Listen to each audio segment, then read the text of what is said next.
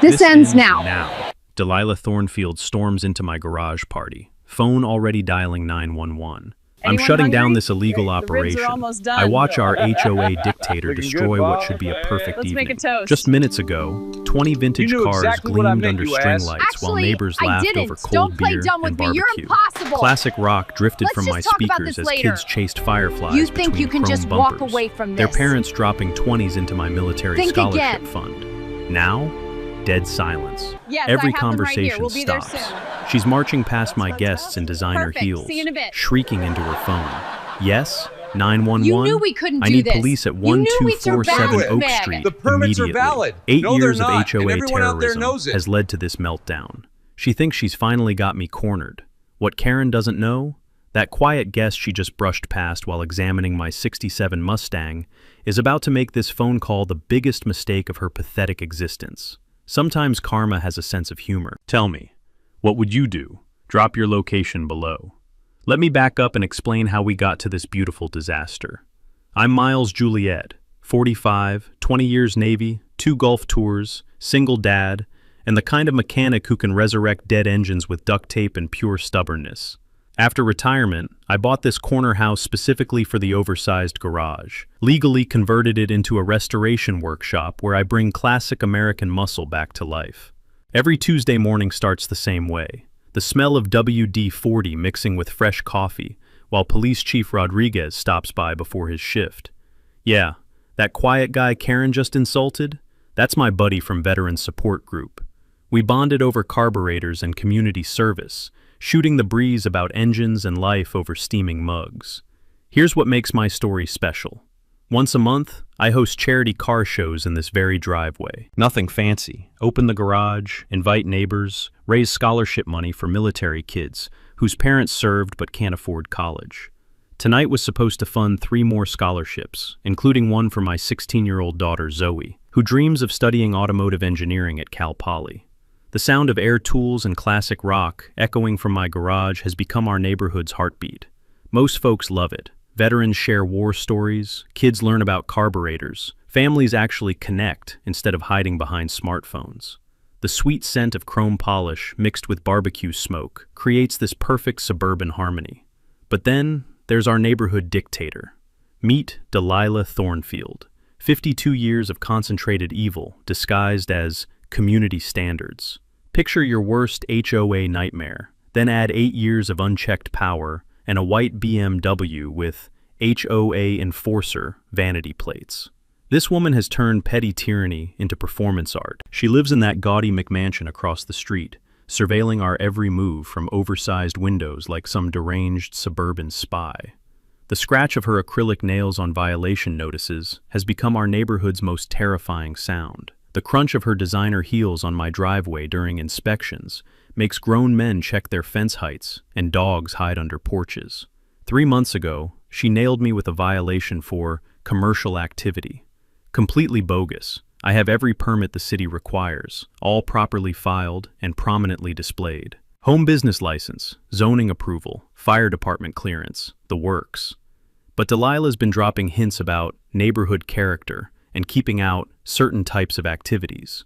The discrimination isn't exactly subtle when you decode her HOA speak. She's escalated systematically, surprise safety inspections, demands for additional permits that don't exist, complaints to city council about excessive noise during legal daylight hours. Last month, she tried getting my business license revoked by claiming I was running an unlicensed auto shop. Took 3 meetings with city planning to prove she was lying. Here's what makes tonight absolutely perfect. Chief Rodriguez has been planning this visit for weeks. He wanted to see my '67 Mustang fastback restoration. 6 months of passion work we've been texting about like excited teenagers. Tonight's charity show was the perfect excuse for him to finally see the finished product. The beautiful irony? While Karen's been photographing his unmarked Crown Vic every Tuesday morning, filing complaints about suspicious vehicles, she never bothered running the plates, never realized her dangerous element is the guy who signs every cop's paycheck in our jurisdiction. Tonight, Chief arrived early, wearing jeans and work boots, just another car enthusiast blending with the crowd. He's been quietly admiring my Mustang's headers, while neighbors drop donations in the scholarship jar, completely incognito. 20 classic cars, perfect weather, kids laughing, community coming together for a great cause, until our HOA terrorist decided to launch her final assault on the wrong veterans charity. Sometimes the universe has a twisted sense of justice, and tonight, Delilah Thornfield is about to learn that lesson the hard way.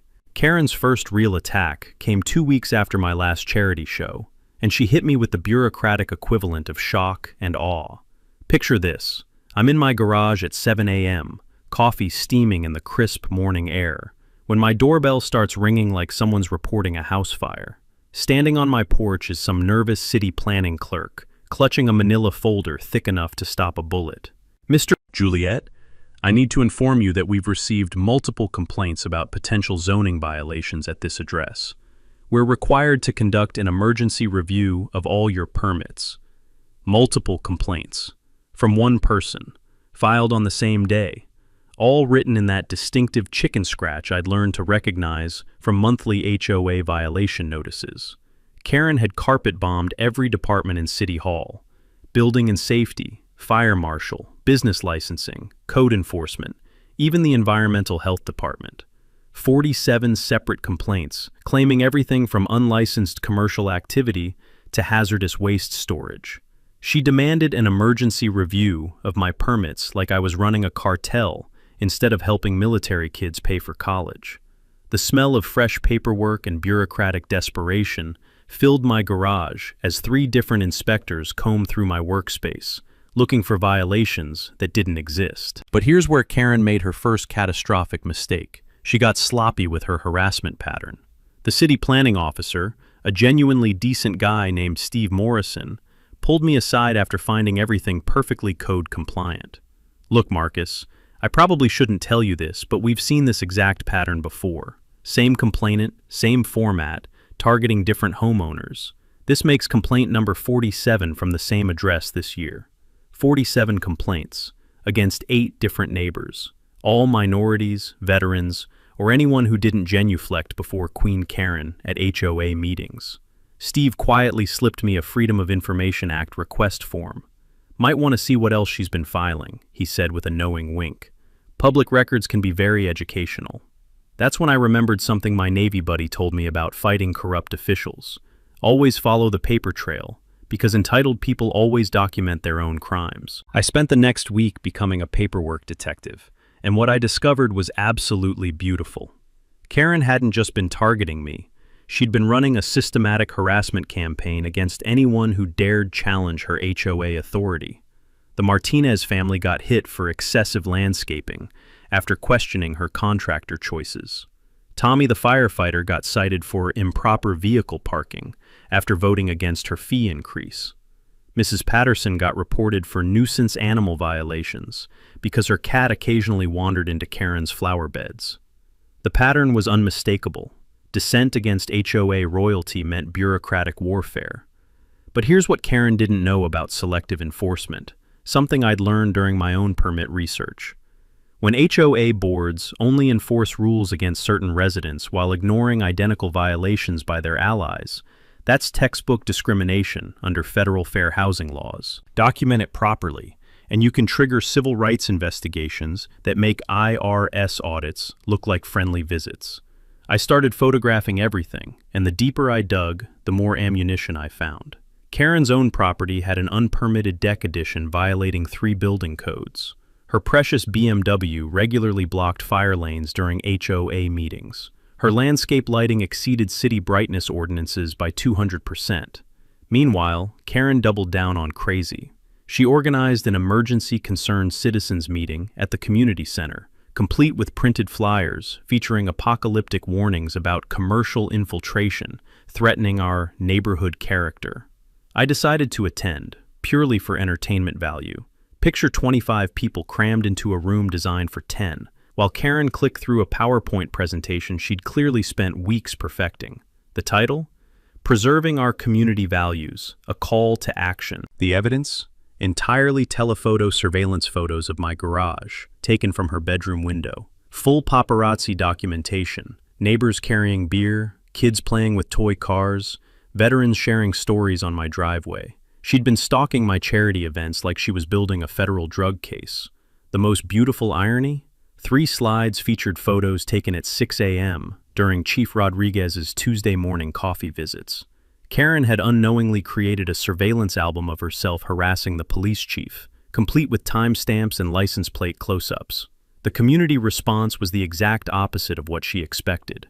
Instead of rallying support, neighbors started sharing their own Karen horror stories. Mrs. Patterson stood up and announced she'd been documenting Karen's violations for months. Tommy revealed that half the fire department lives in our neighborhood, and they all support my charity work. By meeting's end, Karen had accidentally created a unified neighborhood resistance against her tyranny. 15 residents signed my petition supporting the monthly car shows, including 3 off-duty officers who'd been quietly enjoying my events.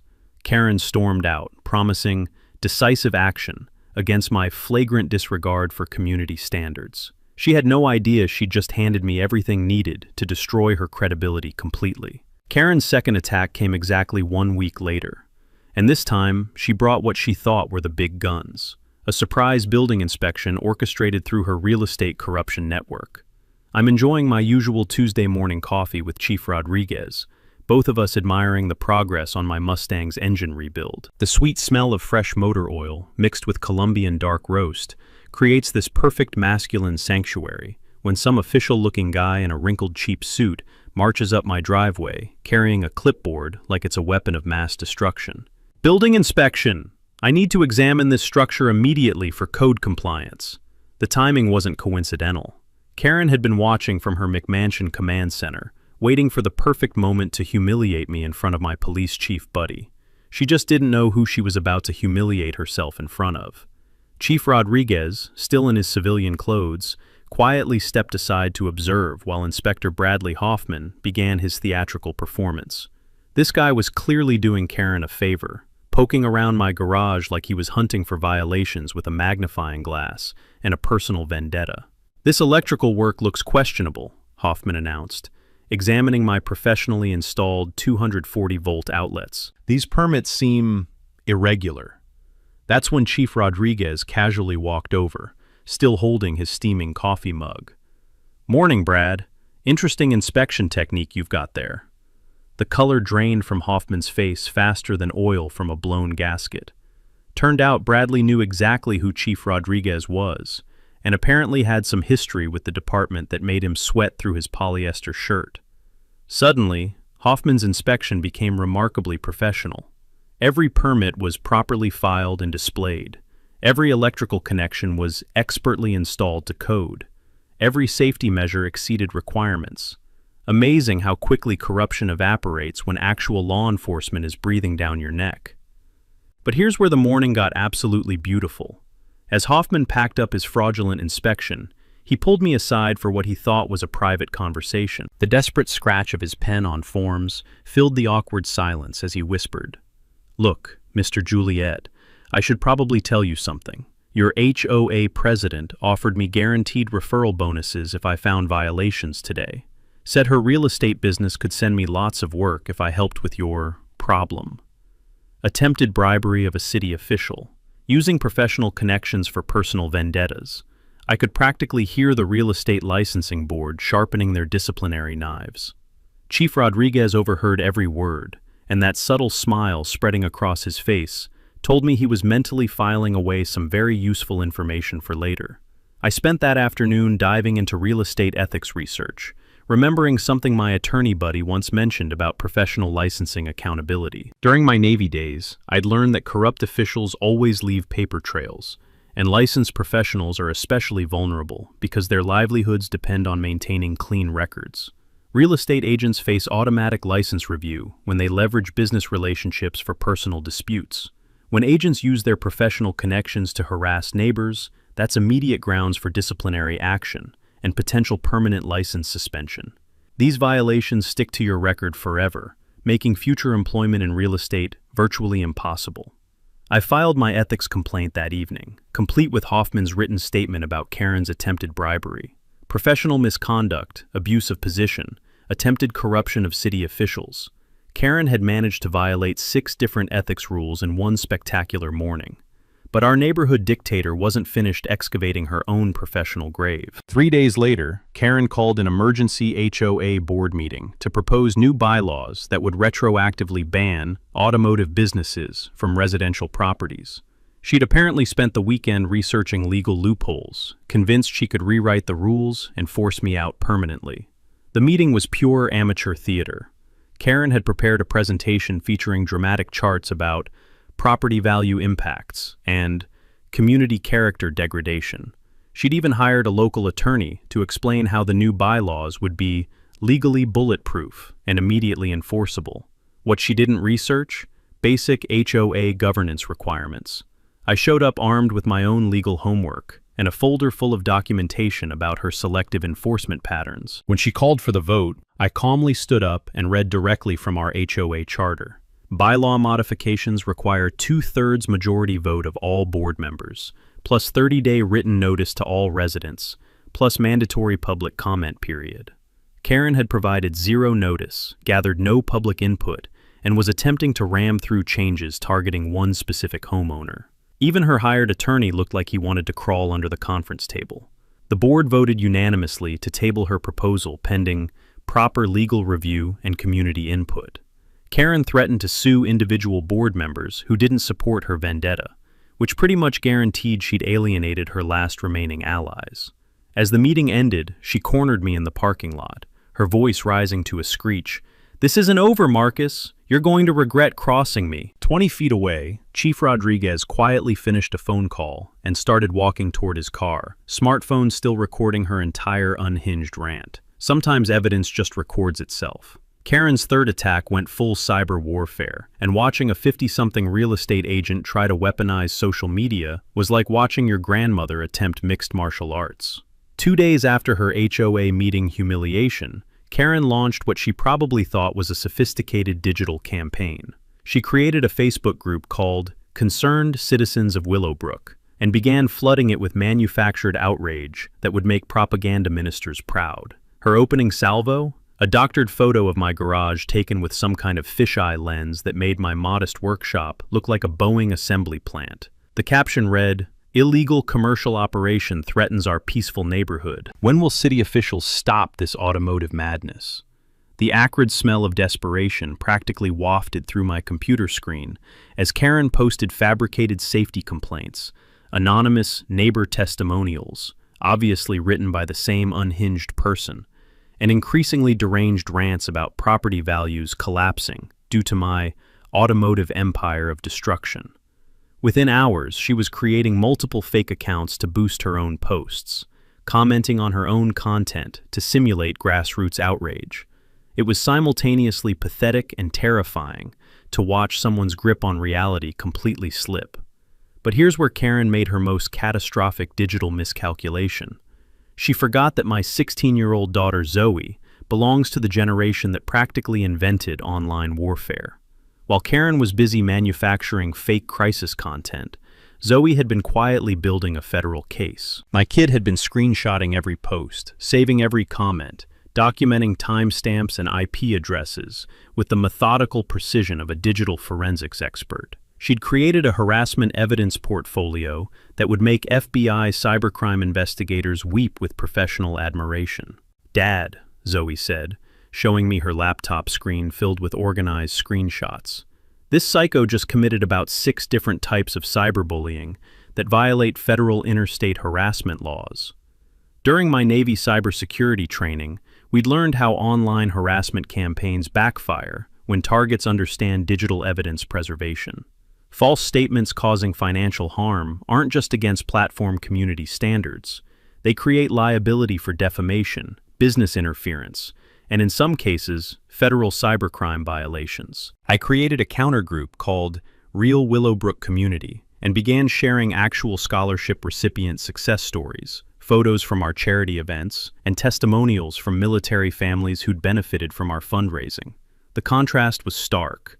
Karen's manufactured hysteria versus genuine community impact. But our neighborhood dictator couldn't stop herself from escalating to criminal behavior. She filed a false police report claiming I had threatened her with violence during a confrontation that existed only in her increasingly paranoid imagination. Enter Officer Rivera, one of Chief Rodriguez's most thorough investigators. He spent an entire afternoon methodically interviewing neighbors about this alleged threat, and what he discovered was a pattern of fabricated complaints that would make any prosecutor's evidence-building phase much easier. Mrs. Patterson showed him security footage from her Ring doorbell, proving Karen's timeline was physically impossible. Tinney provided his own photos showing Karen hadn't left her house during the alleged confrontation window. Sarah, the nurse practitioner, revealed she'd been treating Karen for anxiety and paranoid episodes that were escalating rapidly.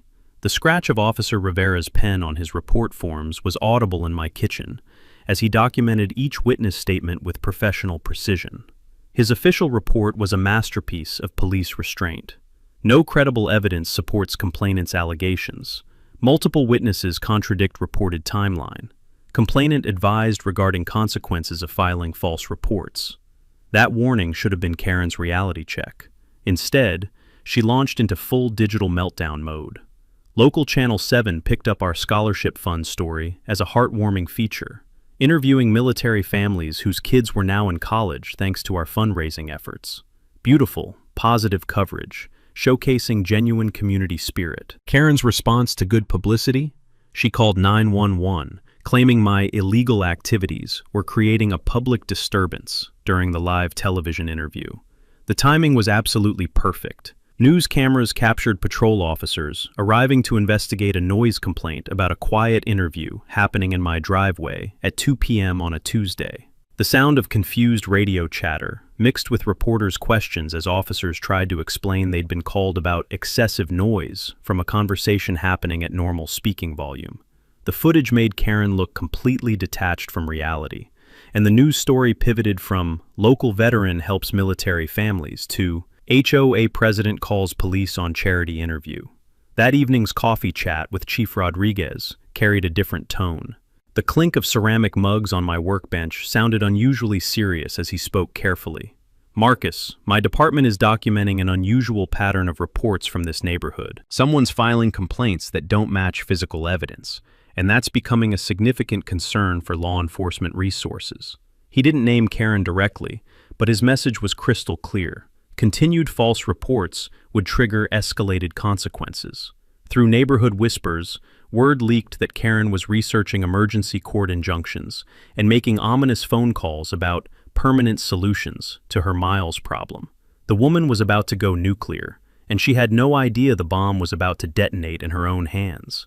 The breakthrough that changed everything came from the most unlikely source, Mrs. Patterson, our neighborhood's retired school treasurer, knocking on my door at 8 a.m. with a manila folder thick as a phone book and the satisfied expression of someone who just cracked the Watergate conspiracy. "Marcus, dear, I think you need to see something," she said, settling into my kitchen chair with deliberate precision. The rustle of papers mixed with the morning coffee aroma as she spread documents across my table like a forensic accountant preparing for trial. "I've been reviewing our HOA financial records, and Karen's been stealing from all of us." Mrs. Patterson had spent 30 years managing school district budgets with military precision, which meant she could detect financial fraud like a shark sensing blood in water. After Karen's increasingly unhinged meltdowns at recent meetings, she'd decided to exercise her homeowner right to examine HOA books. What she discovered was a textbook case of systematic embezzlement. "Look at these contractor invoices," she said, arranging papers with the methodical care of someone building an airtight legal case. "Every major repair project for 3 years shows identical patterns: inflated costs, single-source contractors, zero competitive bidding." The numbers painted a damning portrait of organized theft. Tree removal that should cost $1,200 was billed at $2,800. Parking lot resurfacing with market rates of $8,000 was invoiced for $15,000. Pool maintenance contracts were double industry standard for services that were never actually performed. The sweet sound of justice was Mrs. Patterson's pen, tapping against calculator keys, as she totaled Karen's theft with accountant precision. But here's where Karen's greed made her sloppy.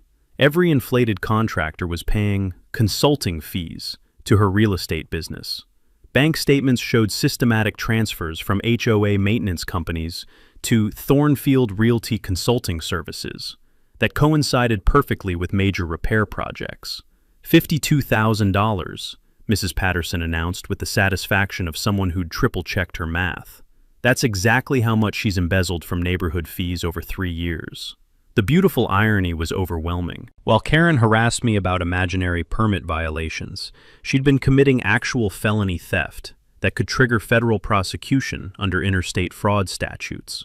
My Navy financial training had covered fiduciary duty violations and their consequences. HOA board members are legally required to act in homeowners' best interests, and using your position for personal enrichment is textbook criminal breach.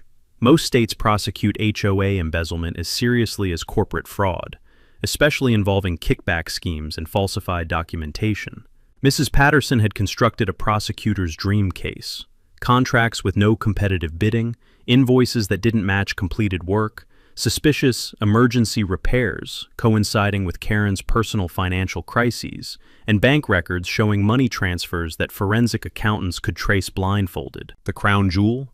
Karen's BMW payments were coming directly from her consulting account, meaning she'd been driving around her harassment campaign in a vehicle purchased with stolen neighborhood funds. The beautiful part, Mrs. Patterson said with a grandmother's wicked satisfaction, is that financial transparency requests are every homeowner's legal right. She cannot refuse audit demands without essentially confessing guilt. This discovery completely flipped our power dynamic. I didn't need to defend against Karen's attacks anymore. She was criminally exposed and desperately vulnerable. Every escalation would draw more attention to financial irregularities that could land her in federal prison. The strategy crystallized instantly. Tonight's charity event would become the perfect public venue for demanding complete HOA financial transparency. With Chief Rodriguez and fellow officers present for community outreach, plus media covering scholarship fundraising, Karen couldn't avoid public accountability. She faced an impossible choice: back down and admit defeat, or escalate and risk exposing criminal activity to law enforcement officers already documenting her harassment patterns. Mrs. Patterson organized the evidence into a professional presentation folder. I'll be announcing the need for immediate HOA audit procedures tonight. Every homeowner deserves to know where their money actually goes. The aroma of fresh coffee mixed with the intoxicating scent of perfect timing. Tonight wasn't just about scholarship fundraising anymore. It was about exposing the real neighborhood criminal. The next 72 hours felt like preparing for the most satisfying military operation of my career. Except, instead of neutralizing enemy combatants, we were setting an elaborate trap for one spectacularly corrupt HOA president. Chief Rodriguez stopped by Wednesday morning for our usual coffee ritual. But the deliberate way he stirred his mug told me we weren't just discussing carburetors today. "Marcus, I've been thinking about Saturday's charity event. Given recent neighborhood dynamics, maybe we should boost our community outreach presence. Ensure everything runs smoothly." Translation: he was bringing an army, and Karen was about to face more law enforcement attention than a mafia wedding. "How many officers are we talking about?" I asked, barely containing my grin. 6, maybe 7. Plus I mentioned the event to a couple city council members interested in community policing initiatives. Oh, and that investigative reporter from Channel 7 wants to do a follow-up piece about veteran scholarship programs. Beautiful. Karen was about to have her nervous breakdown in front of half the city's leadership, with live television coverage. The intoxicating aroma of motor oil and impending justice filled my garage as we coordinated logistics. Chief Rodriguez would arrive early in his restored 1970 Plymouth Cuda, a gorgeous chunk of American muscle that would establish his presence as genuine car enthusiast, not just official babysitter. Zoe threw herself into preparation with the focused intensity she usually saved for dismantling electronics. My daughter had evolved from sweet teenager into a digital warfare specialist, creating QR codes linking to our scholarship fund, HOA financial evidence, and her museum-quality collection of Karen's online harassment campaigns. "Dad, I've organized everything into prosecution-ready categories," she explained, laptop screen glowing with meticulously labeled evidence folders. Social media harassment, false police reports, attempted bribery, financial embezzlement. This psycho's created a masterclass in federal HOA crime. The rapid-fire clicking of her keyboard mixed with classic rock, as she designed poster boards showcasing our charity's community impact. Each display featured QR codes, allowing attendees to access Karen's criminal evidence with simple phone scans. Tommy, the firefighter, coordinated the car convoy with emergency responder efficiency, organizing 30 classic vehicles from across the county. His network meant we'd have cops, firefighters, paramedics, and dispatchers attending as genuine enthusiasts, not official oversight. Karen would be surrounded by law enforcement without realizing it. Mrs. Patterson handled catering like the organizational ninja she'd always been. But more importantly, she was weaponizing her financial evidence into a PowerPoint presentation that would make FBI forensic accountants weep with professional admiration. "I've simplified the embezzlement proof into charts any homeowner can understand," she announced over her printer's mechanical symphony. $52,000 stolen through contractor fraud, with bank records showing direct deposits to Karen's personal accounts. Here's where our planning got deliciously diabolical. We'd learned Karen's surveillance schedule and deliberately timed setup during her peak window watching hours. She'd witness the preparation, see official vehicles arriving, watch media trucks positioning, and slowly lose what remained of her sanity. Sarah, the nurse practitioner, managed guest coordination with medical precision, sending formal invitations to city officials, local media, and every veteran organization within driving distance. Her attention to detail ensured we'd have exact attendance numbers for permit compliance. Karen couldn't claim we'd violated any regulations. The permits themselves were strategic masterpieces. Written police department approval for street closure, fire department clearance for lighting, city council endorsement for fundraising, environmental health approval for food service. Every document professionally framed and displayed where Karen couldn't possibly miss them. But the real genius was our information warfare campaign. We'd let carefully crafted rumors leak through neighborhood gossip channels that tonight's event would feature major announcements about community transparency and accountability. Karen wouldn't resist inserting herself into whatever drama she imagined brewing. Zoe's custom t-shirts reading "Community Transparency" with QR codes to HOA financial records were pure evil genius. They looked innocent enough, but functioned as walking advertisements for Karen's criminal activity. The final coordination meeting happened Friday evening in my garage, surrounded by gleaming chrome and the electric anticipation of justice about to be served. Chief Rodriguez, Mrs. Patterson, Tommy, Sarah, and Zoe gathered around my workbench like a military planning committee, if military committees specialized in destroying suburban tyrants. "Remember," Chief Rodriguez said with professional calm, "we're conducting community outreach and charity support. Whatever else occurs is simply natural consequences of poor decision-making." Tommy couldn't suppress his firefighter's grin. "Think she'll actually show up?" "Oh, she'll show," I replied, breathing in the sweet mixture of fresh coffee, chrome polish, and perfectly laid plans. Karen can't resist an audience for her drama. She'll walk right into her own public execution. The beautiful irony? After months of Karen trying to destroy my charity events, we were using her final attack as the venue for her complete annihilation. Sometimes, karma doesn't just knock, it brings friends and builds a stage. Friday night at 2:47 a.m., my security system erupted like a digital alarm clock from hell, and motion-activated cameras captured Karen Thornfield, skulking around my garage dressed like a suburban ninja, black yoga pants, tactical flashlight, and a Home Depot toolbox that probably cost more than most people's car payments. I watched from my bedroom window as our neighborhood dictator attempted electrical sabotage with all the technical competence of a toddler performing brain surgery. The soft scrape of wire cutters against metal sounded through my slightly open garage window as she fumbled with my breaker panel like she was defusing a bomb instead of trying to ruin a charity car show. The delicious irony? Karen had no clue about my military-grade backup generator system installed after Hurricane Rita.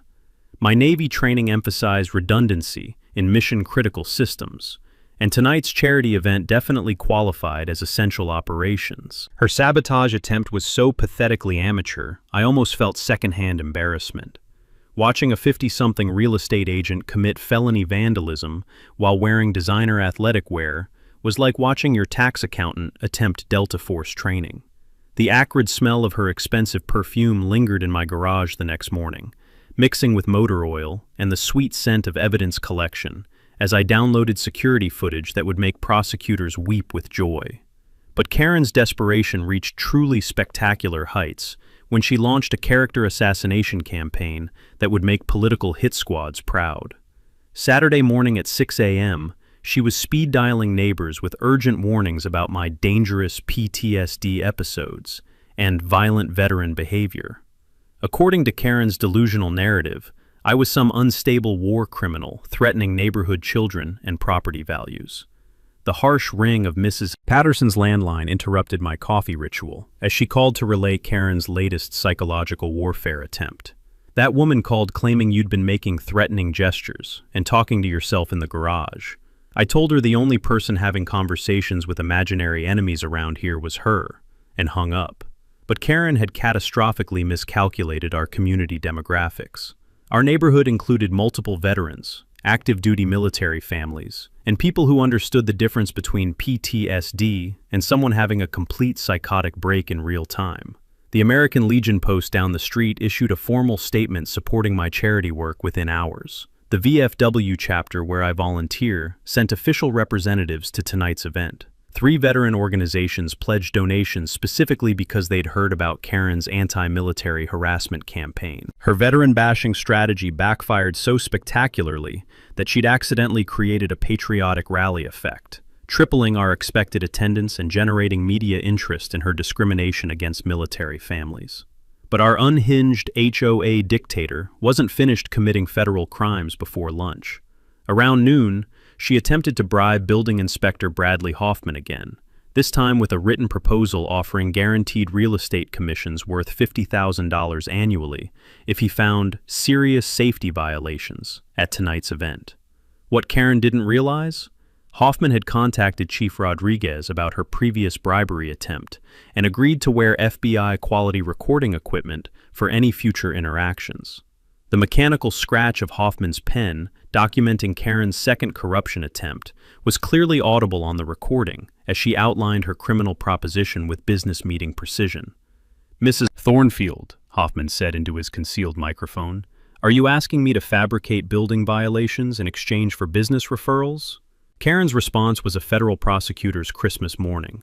"I'm offering a mutually beneficial partnership where you identify legitimate safety concerns at Marcus's illegal operation, and my real estate business provides you substantial ongoing revenue. Everyone benefits except that veteran troublemaker. Attempted bribery, corruption of public officials, conspiracy to file false reports, plus anti-veteran discrimination. Karen had managed to commit multiple felonies while being recorded by law enforcement during one power lunch. The district attorney opened formal criminal proceedings that afternoon, with Karen now facing both state and federal charges for her escalating crime spree. The final jewel in Karen's self-destruction crown was her afternoon phone campaign to every city official demanding they cancel tonight's dangerous, illegal gathering. The mayor's office politely noted that legally permitted charity events couldn't be canceled based on one citizen's unfounded hysteria. The fire chief personally endorsed my safety compliance. The police department confirmed they'd provide community outreach support. Karen's response to official rejection? She called her real estate brokerage's attorney, threatening to sue the city, police department, mayor, and me personally for enabling dangerous criminal veterans. Her attorney's immediate response was resignation from all representation, citing fundamental disagreements regarding legal strategy and serious concerns about client mental competency. The sound of Karen's professional world imploding was almost audible as business relationships evaporated, criminal investigations intensified, and her desperate attempts to stop tonight's event only attracted more official scrutiny to her own illegal activities. As evening approached, she stood framed in her window, making frantic phone calls, gesticulating wildly at anyone who'd tolerate her increasingly paranoid conspiracy theories. The woman was about to star in her own public destruction, completely oblivious that she'd already written her conviction with her own criminal evidence. Karen's final act of desperation came at 3 p.m. on Saturday afternoon, just 4 hours before our charity event, when she filed an emergency court injunction demanding immediate cancellation of my illegal public gathering that poses imminent danger to community safety. The sound of her designer heels clicking frantically across courthouse marble echoed through the emergency hearing room as she presented what she clearly believed was her nuclear option, a restraining order backed by fabricated safety violations and manufactured emergency claims. Judge Patricia Hernandez, a no-nonsense family court veteran who'd probably seen every variety of suburban crazy, listened with increasing skepticism as Karen's hastily hired attorney presented a case built entirely on paranoid delusions and vindictive fiction. "Your Honor," Karen's lawyer began nervously, "my client has documented evidence of unsafe conditions, unpermitted activities, and threats to neighborhood welfare." The evidence was a masterpiece of desperate fabrication. Blurry photos taken from Karen's bedroom window, printouts of my perfectly legal permits, with handwritten notes claiming they were suspicious, and witness statements from neighbors who later denied ever speaking to Karen about safety concerns. Judge Hernandez's response was swift and surgical. "This court finds no credible evidence supporting petitioner's claims. These permits appear properly filed and displayed. The alleged safety violations are not substantiated by any official inspection reports. This appears to be a personal dispute masquerading as a public safety issue." Then came the judicial hammer blow. Furthermore, frivolous use of emergency court procedures wastes taxpayer resources and undermines legitimate safety concerns. "I'm considering sanctions for abuse of court process." Karen's attorney withdrew his representation immediately after the hearing, leaving her to face the consequences of her legal malpractice alone. But our neighborhood dictator's capacity for self-destruction was apparently limitless. Unable to accept that the legal system wouldn't enable her vendetta, Karen made the phone call that transformed her from local nuisance into federal criminal. At 4:47 p.m., she dialed 911 and reported a bomb threat at my address. "There's going to be an explosion at 1247 Oak Street," she screamed into the phone, disguising her voice with a handkerchief like she was auditioning for a 1940s gangster movie. "Someone's planted explosive devices in that garage. People are going to die." The response was immediate and overwhelming. FBI bomb squad, ATF investigators, county sheriff tactical units, and half the fire department descended on our neighborhood like a federal task force responding to domestic terrorism. The thunderous roar of helicopter rotors mixed with the mechanical whine of bomb detection robots as my quiet suburban street transformed into a federal crime scene. The acrid smell of diesel exhaust from emergency vehicles filled the evening air, while neighbors evacuated their homes under police escort. For exactly 47 minutes, Karen's false terrorism report shut down 6 square blocks, grounded air traffic, and triggered a multi-agency federal response, costing taxpayers approximately $150,000. But here's where Karen's plan achieved the exact opposite of her intentions. Instead of canceling our charity event, her bomb threat turned it into a national news story. CNN picked up the story within hours. HOA president files false terror report to stop veterans charity. Fox News ran with, "Suburban Karen calls in fake bomb threat against military fundraiser." Social media exploded with hashtag HOA Karen hashtags, and viral videos of bomb squads clearing a charity car show. The bomb squad cleared my garage in record time, finding nothing more dangerous than car wax and shop tools. The FBI Terrorism Task Force immediately traced the call back to Karen's landline, where she'd been too panicked to remember caller ID technology. Federal agents arrested Karen Thornfield at 6:23 p.m. in her own driveway, charging her with filing false terrorism reports, abuse of emergency services, and interfering with federal investigations. The mandatory minimum sentence for false terrorism reports? 5 years in federal prison. No parole eligibility. Her real estate brokerage terminated her license immediately upon learning about federal terrorism charges. Her HOA board position became legally void the moment she was arrested for felony crimes against the community she claimed to protect. But the most beautiful irony? Her terrorism report had attracted so much national attention that corporate sponsors were calling to support our charity. Military organizations across the country pledged donations.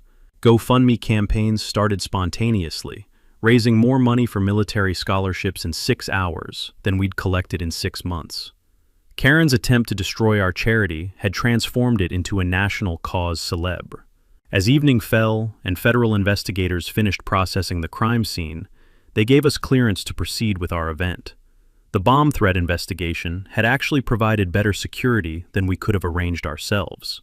FBI agents would be monitoring the area all night for follow-up investigation purposes.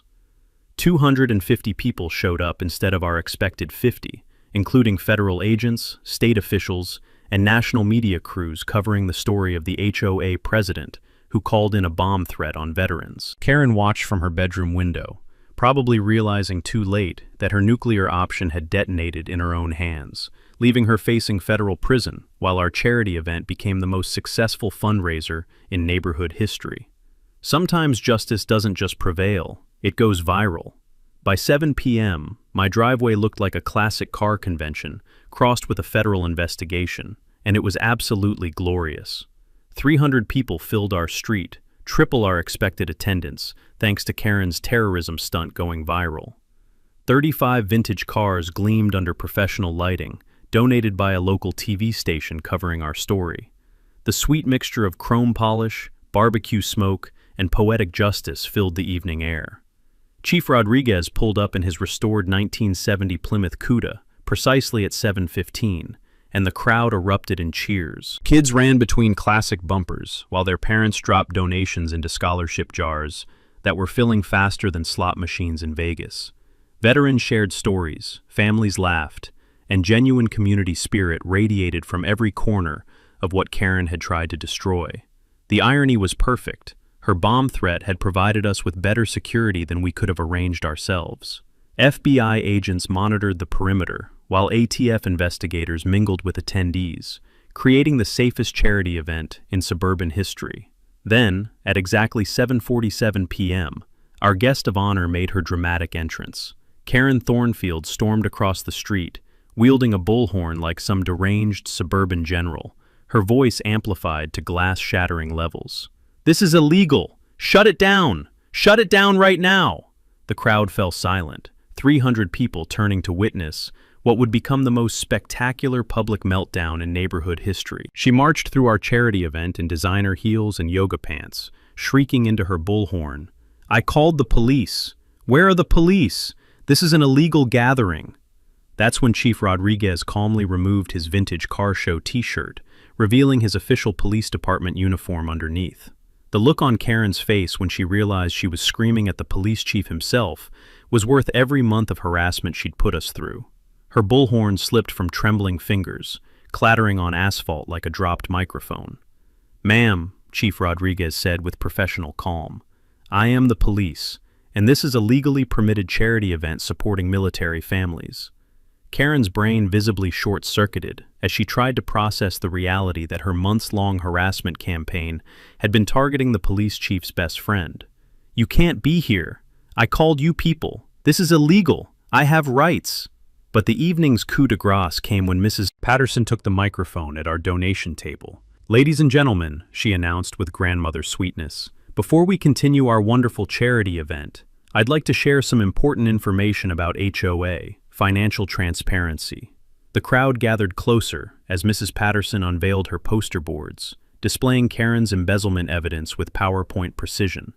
Our HOA president has systematically stolen $52,000 from neighborhood fees over 3 years through contractor fraud and kickback schemes. Every inflated invoice, every fake emergency repair, every mysterious consulting fee, it's all documented here with bank records showing direct deposits to her personal accounts. Karen's denial was immediate and hysterical. "Lies! Accounting errors! That's all lies!" But Mrs. Patterson wasn't finished. The beautiful irony is that Karen's been driving around harassing neighbors in a BMW purchased with embezzled HOA funds. She's literally been committing crimes in a vehicle bought with stolen money. The crowd's reaction was a mixture of outrage and satisfied justice, as 3 years of financial theft were exposed under national media lighting. That's when FBI agent Morrison stepped forward, badge clearly visible, carrying official paperwork. "Karen Thornfield, you're under arrest for filing false terrorism reports, attempted corruption of public officials, and conspiracy to interfere with federal investigations. The sound of handcuffs clicking shut mixed with 35 classic car engines revving in celebration as Karen was led away, while news cameras captured every moment of her public destruction. Chief Rodriguez took the microphone for the evening's final mic drop moment. Anyone who files false emergency reports, threatens public safety, or harasses military families will face the full consequences of federal prosecution in my jurisdiction. This community supports our veterans, and that support is non-negotiable. The crowd's cheers were deafening as Karen disappeared into the back of a federal vehicle, her reign of terror ending exactly where it began, with her calling police on a charity event, except this time the police were already here. Spontaneous donations poured in as attendees learned about Karen's attempted destruction of military family fundraising. Corporate sponsors called offering matching contributions. Military organizations pledged ongoing support. By 9 p.m., we'd raised $47,000 for military scholarships, nearly matching the amount Karen had embezzled from our neighborhood. The HOA board voted unanimously that evening to remove Karen from all positions and issued a formal public apology for her harassment campaign against veterans. Justice wasn't just served, it was catered, documented, and broadcast nationally with classic car sound effects. 3 months later, our neighborhood had transformed into something none of us could have imagined when Karen's reign of terror finally ended in federal handcuffs. The immediate aftermath was swift and satisfying. Karen's real estate license was permanently revoked after the Ethics Board review documented systematic abuse of professional relationships for personal vendettas. Her federal trial for terrorism charges resulted in a 3-year sentence plus $75,000 in restitution to cover emergency response costs. The embezzlement conviction added another 18 months and full repayment of stolen HOA funds. But the real victory wasn't Karen's destruction. It was what we built from the ashes of her tyranny. The recovered $52,000 in embezzled funds became the foundation for permanent HOA reform. We reduced homeowner fees by 40%, established mandatory monthly financial transparency reports, and created a resident oversight committee that prevents any future board member from wielding unchecked power. Our monthly charity car shows became an official neighborhood tradition, attracting classic car enthusiasts from across the state. What started as my personal fundraising effort evolved into a regional destination that's raised over $200,000 for military family scholarships in the past year. The sweet smell of success mixed with motor oil every first Saturday as our garage became the unofficial community center where neighbors actually talked to each other instead of hiding behind closed doors and HOA complaints. My daughter Zoe received her full scholarship to Cal Poly's automotive engineering program, along with 3 other military kids whose families benefited from our expanded fundraising. She's studying to become the kind of engineer who designs electric vehicles that still sound like American muscle cars, combining innovation with tradition, just like our neighborhood learned to do. The Willowbrook Veterans Workshop opened in my expanded garage space, providing free automotive repair services for military families using the recovered HOA funds. Every Tuesday morning, Chief Rodriguez still stops by for coffee, but now he's joined by other veterans learning basic car maintenance while sharing stories and building genuine community connections. Our story became a case study for HOA reform legislation. I testified before a House subcommittee about systematic abuse of homeowner association power, and our documentation of Karen's crimes helped pass federal oversight requirements for HOA financial management. The media attention transformed into lasting positive change. Veterans organizations nationwide use our fundraising model. Military family support networks share our story as inspiration for fighting back against discrimination and harassment. Mrs. Patterson was elected HOA president unanimously, bringing her school treasury experience to create the most transparent community financial management in county history. Tommy serves as safety coordinator, ensuring all events meet emergency response standards. Sarah manages our scholarship selection process with medical precision fairness. The new HOA operates on radical principles: actual democracy, complete financial transparency, and zero tolerance for harassment or discrimination. Board meetings include coffee and donuts instead of violation notices and threats. Karen's former McMansion sold quickly to a lovely retired Air Force couple who appreciate classic cars and community barbecues. Their grandchildren play in the same driveway where Karen used to scheme about destroying neighborhood harmony. The annual Community Transparency Day car show has become our signature event, celebrating open governance and military family support. This year's corporate sponsors include major automotive companies, impressed by our grassroots success story. Chief Rodriguez announced his retirement next year, planning to spend more time restoring classic cars and volunteering at our workshop. His replacement fully supports our community policing approach that prioritizes genuine service over bureaucratic harassment. Romance even bloomed from the chaos. Sarah and I discovered that fighting HOA tyranny together was the perfect foundation for a relationship. We're planning a wedding next spring in the same driveway where Karen used to plot our destruction. The reception will feature classic cars, military honor guards, and absolutely zero HOA drama. Every morning I wake up in a neighborhood where people help instead of harass each other, where veterans are honored instead of discriminated against, and where community spirit thrives instead of dying under petty tyranny. Karen Thornfield taught us something valuable. Sometimes the worst people accidentally create the best opportunities for positive change. You know what really gets me? This wasn't about solar panels. This was about a man keeping the last promise he made to his dying wife. Meyer worked 30 years for Pacific Gas and Electric, keeping entire cities power up. But in his own neighborhood, HOA President Vivian Blackwell decided his wife Sarah's environmental dream needed her personal approval. Here's the beautiful irony. While Vivian spent 6 months harassing Meyer over unauthorized electrical work, the city was operating their main transformer on Meyer lands with an expired easement. She was demanding they shut down his legal solar panels on property where they themselves was trespassing. That $50 a day fine, the lawyer fees, on fund by Meyer on HOA dues. The man was paying to be terrorized in his home. But Meyer had patience. 30 years of dealing with power thieves taught him to document everything and let criminals hang themselves. When Vivian finally grabbed the bolt cutters and destroyed city infrastructure, she handed him further evidence of her complex meltdown. 2 minutes from vandalism to handcuff, justice served with perfect poetic timing. Drop your HOA nightmare below. Hit like if home ownership still means something. Subscribe for more David vs. Goliath stories. Sometimes one promise can power an entire revolution.